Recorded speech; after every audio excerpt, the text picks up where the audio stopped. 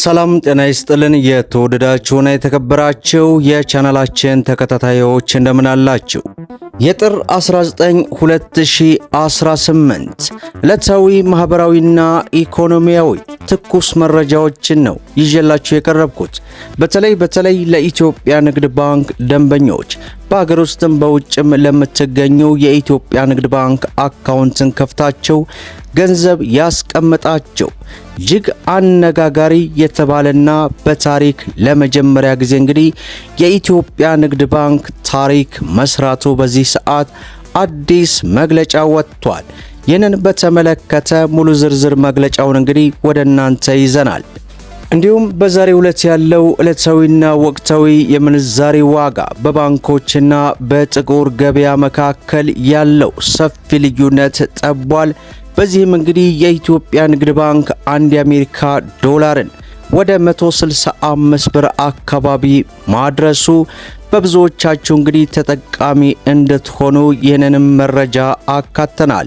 በጥቁር ገበያ የ10 ሀገራትን የኢትዮጵያ ንግድ ባንክ የ8 ሀገራትን መረጃ ይዘናል። ቪዲዮውን ላይክ እያደረጋችሁ እስከ መጨረሻው ድረስ አብራችሁን ቆዩ። እንግዲህ ክቡራን ተመልካቾቼ በዛሬው ዕለት የኢትዮጵያ ንግድ ባንክ በመላው ሀገሪቱ ላይ የሚገኙ ደንበኞችን ያኮራ አንድ መግለጫ ወጥቷል። እሱን መግለጫ በማስቀደም ዕለታዊ ምንዛሬ ዋጋ በዛሬው ዕለት በባንኮችና በጥቁር ገበያ መካከል ያለውን ሰፊ ልዩነት እንግዲህ የጠበበውን ሙሉ ዝርዝር ወደ እናንተ እናደርሳለን። እስከ መጨረሻው ተከታተሉ እያልን በዛሬው ዕለት እንግዲህ የኢትዮጵያ ንግድ ባንክ የ5 ዓመት ተቋማዊ ስትራቴጂን መሰረት በማድረግ ባከናወናቸው ተግባራት አጠቃላይ የተቀማጭ ገንዘብ መጠኑን 2 ትሪሊየን ብር ማድረስ መቻሉን ገለጸ። በዚህም መሰረት የባንኩን ፕሬዝዳንት በመወከል ንግግር ያደረጉት አቶ ኤፍሬም መኩሪያ እንደገለጹት ባንኩ እያንዳንዱን ውሳኔ የሚያስተላልፈውና በቴክኖሎጂ የታገዘ አዳዲስ አገልግሎቶችን የሚያስተዋውቀው የደንበኞቹን ፍላጎት ማዕከል አድርጎ ነው። በዚህም የእርሶ እርካታ የባንክ ስኬት በሚል መሪ ቃል የሚከበረው የዘንድሮ የአገልግሎቱ ሳምንት ባንኩ ለደንበኞቹ የሚሰጠውን ልዩ ክብርና ባለውለታነት የሚገልጽበት መሆኑ ተጠቁሟል። እንደ ባንኩ መግለጫ 2017 የበጀት ዓመት ባንኩ በታሪኩ ለመጀመሪያ ጊዜ በሁሉም የሥራ አፈጻጸም መለኪያዎች የገበያ ድርሻን ያሳደገበት ዓመት ነበር። ባንኩ በዚህ ዓመት ብቻ ከ515.5 ቢሊዮን ብር በላይ ተቀማጭ ገንዘብ በማሰባሰብ ባለፉት 77 ዓመታት ካስመዘገበው ጠቅላላ የተቀማጭ ገንዘቡ በአንድ ዓመት ውስጥ ማሳካት መቻሉ ተገልጿል። ይህም አጠቃላይ ተቀማጭ ገንዘቡ 1.69 ትሪሊዮን ብር፣ ጠቅላላ ሀብቱ ደግሞ 2.3 ትሪሊዮን ብር አድርሶታል። ይህ እድገት በ2018 የበጀት ዓመትም ቀጥሎ በመጀመሪያዎቹ 6 ወራት ውስጥ ብቻ ከ325 ቢሊዮን ብር በላይ ተቀማጭ ገንዘብ በማሰባሰብ አጠቃላይ መጠኑ 2 ትሪሊዮን ብር ማድረስ ችሏል። ባንኩ በ2017 የበጀት ዓመት ካቀረበው 458 ቢሊዮን ብር አጠቃላይ ብድር ውስጥ 88 ከመቶ የሚሆነው ለግል ዘርፍ የተመቻቸ መሆኑን አሳውቋል። በአሁኑ ወቅት የኢትዮጵያ ንግድ ባንክ ከሚያከናውናቸው ጠቅላላ ግብይቶች ውስጥ ከ90% በላይ የሚሆኑት በዲጂታል አማራጮች የሚከናወኑ መሆናቸውን በዚህ ሰዓት እንግዲህ የወጣው መግለጫ በብዙ ኢትዮጵያ ንግድ ባንክ ደንበኞች ዘንድ ከፍተኛ የሆነ አድናቆትን ተችሯል። እናንተስ የሚሰማችሁ ሐሳብ አስተያየት ምንድነው? በቀጥታ ወደ ሌላው መረጃ እንረፍ። ሌላው እንግዲህ ዕለታዊ ምንዛሬ ዋጋ በዛሬው ዕለት በባንክና በጥቁር ገበያ መካከል ያለውን የ10 ሀገራትንና የ8 ሀገራትን ከመድረሳችን በፊት የኢትዮጵያ ንግድ ባንክ ደንበኞች ሆናችሁ እንግዲህ ከተለያዩ የውጭ ሀገራት ወደ ሀገር ውስጥ ገንዘብ ስትልኩ ዕለታዊ ምንዛሬ ዋጋ ተመኑ ላይ እንግዲህ ጭማሪ በመኖር አንድ የአሜሪካ ዶላር በ165 ብር እጃችሁ ላይ እንደሚደርስ የኢትዮጵያ ንግድ ባንክ ይፋ አድርጓል።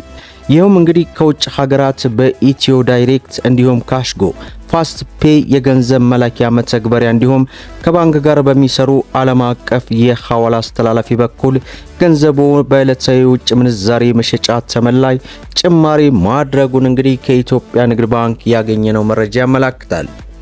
በተጨማሪም 1 ፓውንድ ስተርሊን 198 ብር ከ38 ገዝቶ 202 ብር ከ35 እየሸጠ ይገኛል። ዩሮን 176 ብር ከ50 ገዝቶ 180 ብር ከ03 ሳንቲም እየሸጠ ይገኛል። የስዊስ ፍራንክን 184 ብር ከ98 ገዝቶ 188 ብር ከ68 እየሸጠ ይገኛል። የኩዌት ዲናርን 484 ብር ከ60 ገዝቶ 494 ብር ከ29 እየሸጠ ይገኛል። የዱባይ ድርሃምን 41 ብር ከ28 ገዝቶ 42 ብር ከ10 ሳንቲም እየሸጠ ይገኛል። የሳውዲ ሪያልን 40 ብር ከ40 ገዝቶ 41 ብር ከ21 እየሸጠ ይገኛል። የቻይና ዩዋንን 21 ብር ከ04 ገዝቶ 21 ብር ከ46 ሳንቲም እየሸጠ እንደሚገኝ የኢትዮጵያ ንግድ ባንክ ዕለታዊ ምንዛሬ ዋጋ ተመን ይህን ይመስላል ማለት ነው። ሌላው በዛሬው ዕለት የጥቁር ገበያ ሐዋላ ዌብሳይቱ በዚህ ሰዓት ያስነበበንን የ10 ሀገራትን መረጃ የምናደርስ ሲሆን በዛሬው ዕለት አንድ የአሜሪካ ዶላር 184 ብር ከ90 ሳንቲም ሲመነዘር 100 የአሜሪካ ዶላር 18490 የኢትዮጵያ ብር እየተመነዘረ እንደሚገኝ ዌብሳይቱ አስነብቦናል። ሌላው ዩሮን ስንመለከት 210 ብር ከ19 ሳንቲም ሲመነዘር 100 ዩሮ 21000 ከ19 ሳንቲም እየተመነዘረ እንደሚገኝ ዌብሳይቱ አስነብቦናል ማለት ነው። ሌላው የሳውዲ ሪያልን ስንመለከት 48 ብር ከ60 ሳንቲም ሲመነዘር 100 የሳውዲ ሪያል 4860 የኢትዮጵያ ብር እየተመነዘረ እንደሚገኝ ዌብሳይቱ አስነብቦናል። ሌላው ዩናይትድ አረብ ኤምሬት የዱባይ ድርሃምን 49 ብር ከ20 ሳንቲም ሲመነዘር 100 የዱባይ ድርሃም 4920 የኢትዮጵያ ብር እየተመነዘረ እንደሚገኝ ዌብሳይቱ አስነብቦናል ማለት ነው። በምንዛሬ ደረጃ የዓለማችን ቁጥር 1 የሆነችው የኩዌት ዲናርን ስንመለከት 594 ብር ከ39 ሳንቲም ሲመነዘር 100 የኩዌት ዲናር 59439 የኢትዮጵያ ብር እየተመነዘረ እንደሚውል እንግዲህ ዌብሳይቱ አስነብቦናል። ሌላው የጆርዳን ዲናርን ስንመለከት 257 ብር ከ50 ሳንቲም ሲመነዘር 100 የጆርዳን ዲናር 25750 የኢትዮጵያ ብር እየተመነዘረ ይገኛል ማለት ነው። ሌላው በምንዛሬ ደረጃ የዓለማችን ቁጥር 2 የሆነችው የባህሬን ዲናርን ስንመለከት 479 ብር ከ70 ሳንቲም ሲመነዘር 100 የባህሬን ዲናር 47970 የኢትዮጵያ ብር እየተመነዘረ እንደሚውልና ላለፉት እንግዲህ ቀናት ይመስለኛል ከ4 ቀን በፊት የሰራሁት መረጃ ጋር ሲነጻጸር እጅግ የተጋነነ ቅናሽ ተደርጎበት ነው። እንግዲህ የጥቁር ገበያ ሐዋላ መጥፋትና መዳከም ለሀገራችን መልካም ስኬት ነው እያልኩኝ ለዛሬ እንግዲህ ያስኩላችሁ መረጃ ይህን ይመስላል። ቪዲዮውን ላይክ ሸር አድርጉት። እስከ ፍጻሜው ድረስ አብራችሁን ስለቆያችሁ ልባዊ ምስጋናችን እየሰጠን በሌላ ቪዲዮ እስከምንገናኝ ወሰላሙ አለይኩም ወራህመቱላህ።